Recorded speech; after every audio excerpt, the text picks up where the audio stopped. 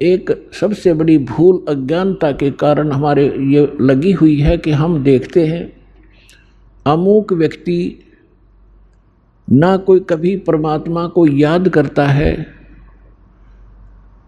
और ना कोई ऐसा धर्म कर्म करता है, सारा दिन अपना मस्ती में रहता है, गोटी लगाता है, और फिर भी उसको सारे सुख प्राप्त हैं, परिवार भी ठीक है, बच्चे भी ठीक लाइन पर लगे हुए हैं और सब संतान भी है, पोता पोती सब कुछ है। और एक भक्त है, वो सब भक्ति भी कर रहा है, दान धर्म भी करता है, सत्संग में भी आता है, और उसको फिर भी कोई ना कोई ठूठा होती रहती है, कोई ना कोई कष्ट घेर ही लेता है। अब बगैर ज्ञान के, बिना ज्ञान के प्राणी यहाँ मार खा जाता है। वो ये सोच बैठता है क्या फायदा इस भक्ति का, ये व्यक्ति सामने वाला कभी राम नाम लेता नहीं, कोई धर्म नाम की चीज ये जानता नहीं, इसको सारी सुख प्राप्त है और हम सब कुछ कर रहे हैं, फिर भी कोई ना कोई दुख आ ही रहा है। तो पुण्यात्माओं, इस ज्ञान को आधार बनाकर जीना जो भगवान ने बताया है, उस प्राणी जो सुखी है कभी भगवान याद करता नहीं, ना कोई धर्म करता है, शराब भी पीता है और भी सारी बकवाद करता है, और फिर भी आपको सुखी नजर आता है।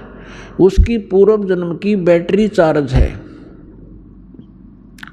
और वो घनी चार्ज कर रहा है, पिछले जन्मों में घने पुण्य दान किए हुए हैं। तो परमात्मा किसी का कुछ रखता नहीं है, जिसने जैसा किया है उसका फल पूरा ही देता है।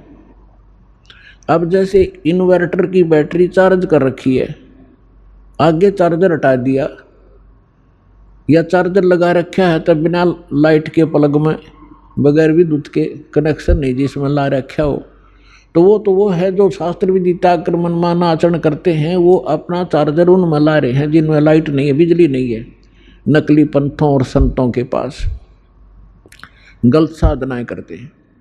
और जो बिल्कुल नहीं लगा रही चार्जर, साधना करते ही नहीं, वो फिर भी सुखी हैं, तो वो बैटरी चार्ज है उनकी।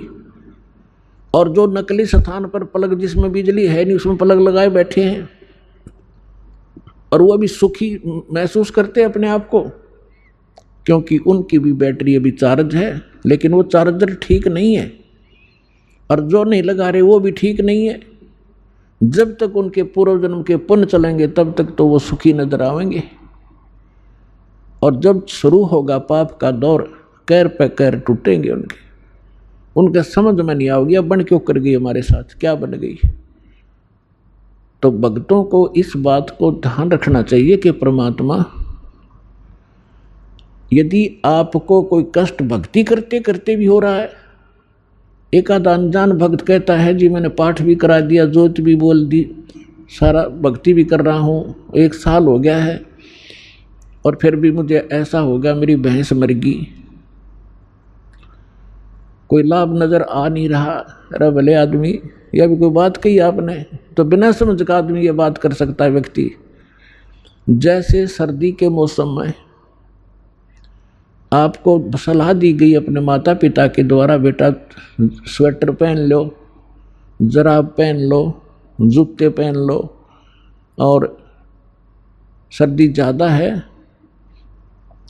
अब जराब भी पहन रखी है, जूते भी पहन रखे हैं, कमीज मोटा पहन रखा है और स्वेटर भी पहन रखी है, और फिर भी सर्दी महसूस हो रही है, तो क्या वो बच्चा ये कहेगा कि मैंने सारा कुछ पहन रखा है फिर भी सर्दी लग रही है, इन्होंने क्या बचाव किया मेरा। अपने आत्माओं,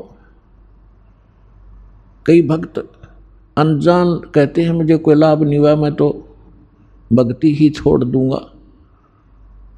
तो ये बातें इस ज्ञान को सच्चे ढंग से अच्छी तरह ना समझने के कारण ही ये मन में इस प्रकार की जो दुर्भावनाएं पैदा होती हैं। उसके लिए सत्संग ध्यान से सुनना चाहिए। अब जिस व्यक्ति ने सर्दी के सारे कपड़े पहन रखे हैं और फिर भी सर्दी महसूस हो रही है, तो वह सर्दी घनी है। और वो यूं कह क्या फायदा है इन कपड़े के पहनने का, जर्सी पहन रहा, स्वेटर पहन रहा। तो उसका समाधान ये है कि यदि ये ना पहन रखे होते तो नमूनिया होकर मर जाता है। तो पहले इन्होंने अपने सत्र का बचाव कर रखे आपके, लेकिन सर्दी घनी है या लगती रहेगी, हानि नहीं कर सकेगी आपको अब। और ये ना पहन रहा होता तो नमूनिया होकर मर जाता। तो पुण्यात्माओं, जो भक्ति आप कर रहे हो, साधना कर रहे हो, पुण्य करते हो, दान करते हो,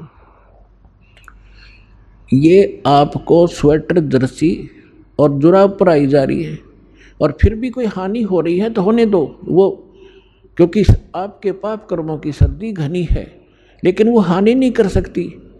थोड़ी बहुत आपको आभास अवश्य होगा, जैसे हाथ ठंडे हो गए, कान्ना का ठंडी ठंडी हवा लग रही है, लेकिन हानि नहीं कर सकता आपको, क्योंकि आपने बहुत बचाव के कपड़े डाल रखे।